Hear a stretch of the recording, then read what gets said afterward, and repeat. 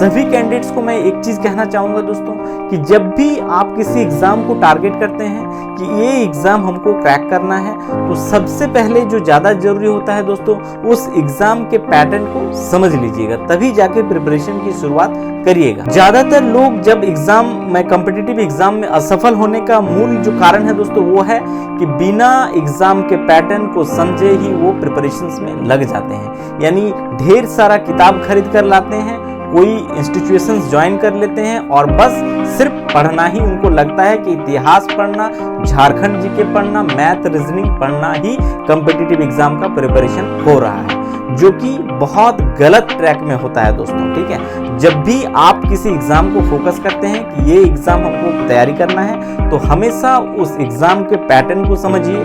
ठीक है, previous year को क्वेश्चंस को देखिए, तभी जाकर तैयारी की शुरुआत करिए। नमस्कार दोस्तों, आप सभी का हमारे चैनल में दोस्तों एक बार फिर से स्वागत है। दोस्तों आज के इस वीडियो में हम बात करने वाले हैं कि झारखंड पुलिस कांस्टेबल की जो वैकेंसी आई है, इसका मेरिट कैसे बनेगा। यानी दोस्तों अगर देखेंगे तो ये परीक्षा आपका 3 चरणों से होगा।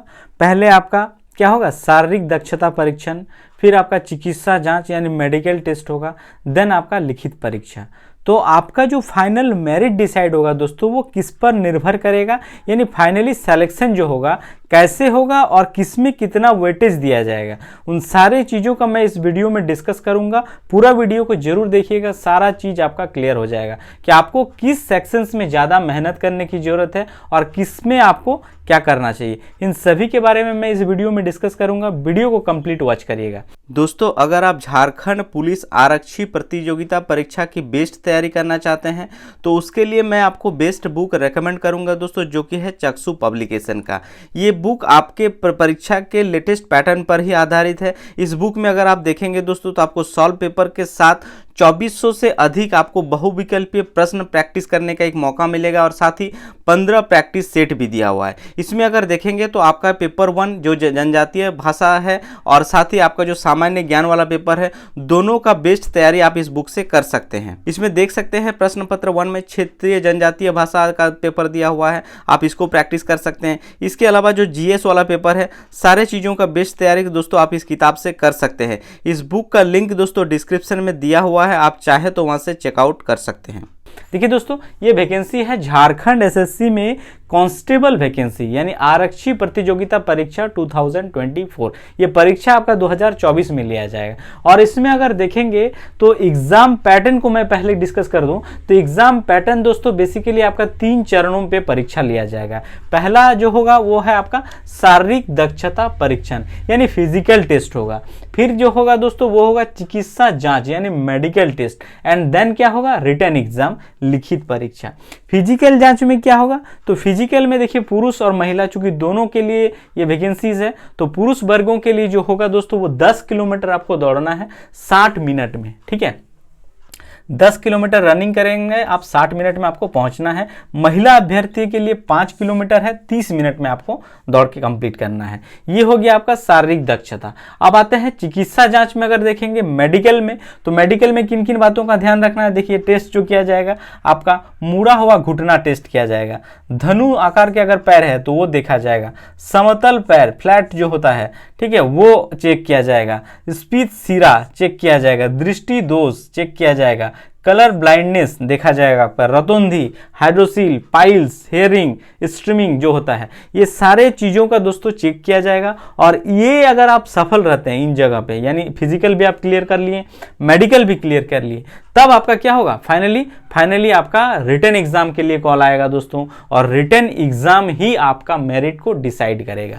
यानी शारीरिक दक्षता परीक्षण सिर्फ और सिर्फ क्वालिफाइंग नेचर का है, वहीं पे जो आपका चिकित्सा जांच परीक्षा है वो भी क्या है, क्वालिफाइंग नेचर का है। जो मेरिट डिसाइड करेगा वो आपका रिटन एग्जाम से ही आपका मेरिट डिसाइड करेगा।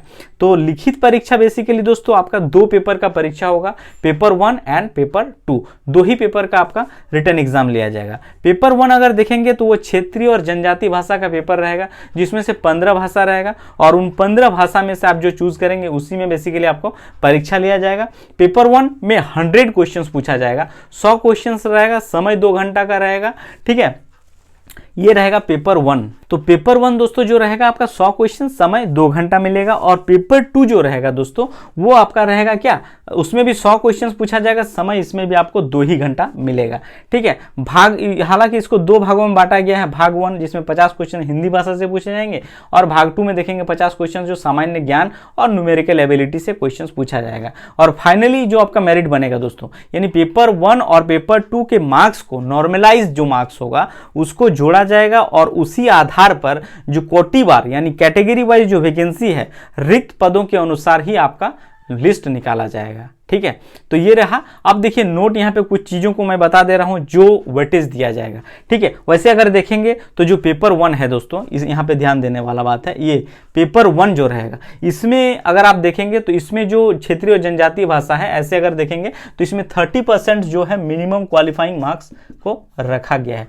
बट इससे अगर ज्यादा लाते हैं, जैसे 30% आप लाएं तो 0 अंक मिलेगा। ठीक है, 30% से ऊपर यानी अगर देखेंगे तो 31 से लेकर 40 के बीच जिसका रहेगा उसको कितना 1 अंक एक्स्ट्रा मिलेगा। ठीक है, फिर 41 से लेकर 50 के बीच रहेगा तो 2 अंक, इसी प्रकार ये बढ़ते जाता है। ठीक है, यानी इसी प्रकार 41 से 50, 51 से लेकर 60 के बीच देखेंगे तो 3 अंक हैं, फिर 61 से लेकर 70 के बीच चलेंगे तो ऐसे ही 100 तक जाएगा और 1-1 अंक का बढ़ोतरी होते जाएगा। तो उसी हिसाब से आपका फाइनल क्या होगा, अंक दे होगा। तो ये अगर देखेंगे तो पेपर 1 और पेपर 2 के मार्क्स बेसिस पे ही होगा। इसके अलावा और भी चीजें हैं वो भी मैं क्लियर कर रहा हूं। देखिए पेपर 1 पेपर 2 के मार्क्स के आधार पर होगा। ठीक है, अब देखिए कुछ ऐसे कैंडिडेट्स जरूर होंगे जिसके इक्वल मार्क्स आ जाएंगे। ठीक है, मार्क्स भी इक्वल हो जाएंगे, तो वैसे स्थिति में क्या होगा, डेट ऑफ बर्थ जिसका ज्यादा होगा उसको प्रायोरिटी दिया जाएगा, यानी जिसका उम्र ज्यादा होगा उसको प्रायोरिटी मिल जाएगा। ठीक है, और कुछ ऐसे कंडीशंस भी होंगे जब आपका इक्वल मार्क्स भी होगा, डेट ऑफ बर्थ भी समान होगा।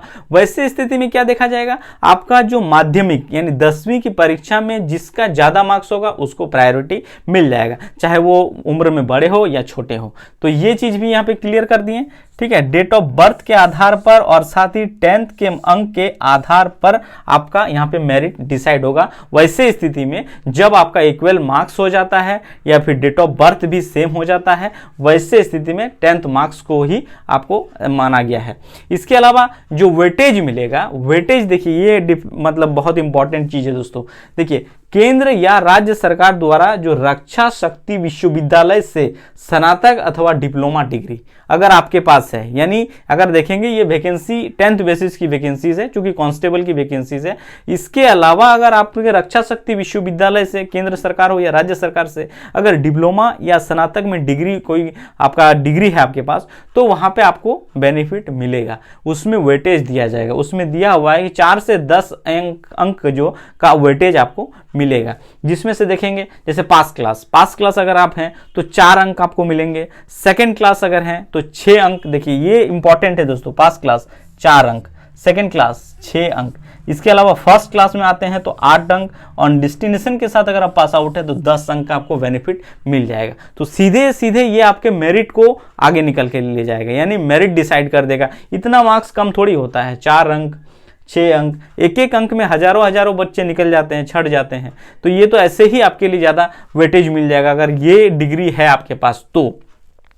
और याद रखिएगा दोस्तों कि पेपर 1 जो रहेगा आपका, यहाँ पे जो मैं यहाँ पे डिस्कस किया, हालांकि मैं बता दे रहा हूँ, ठीक है, आपको और क्लियर हो जाएगा।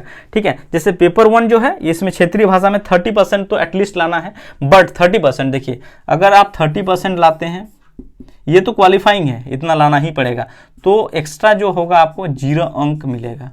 ठीक है, फिर 31 से लेकर 40% तक लाते हैं तो आपको 1 अंक मिलेगा, ये वेटेज दिया जा रहा है। ठीक है, 41 से लेकर 50 के बीच है तो 2 अंक।